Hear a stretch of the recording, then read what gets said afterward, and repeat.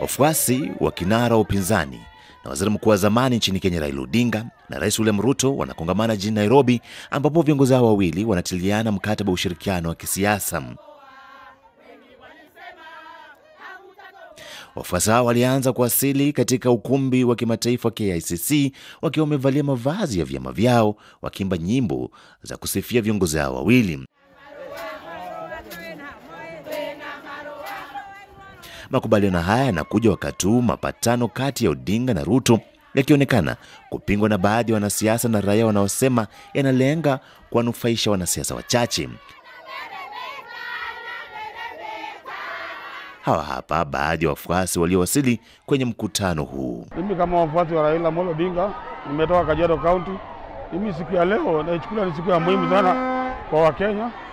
Hii siku ni ya muhimu sana kuungana na Raila Amolo Odinga na William Ruto. Hii ndio siku tulikuwa tunangojea maana sana, ndio Kenya ipate amani.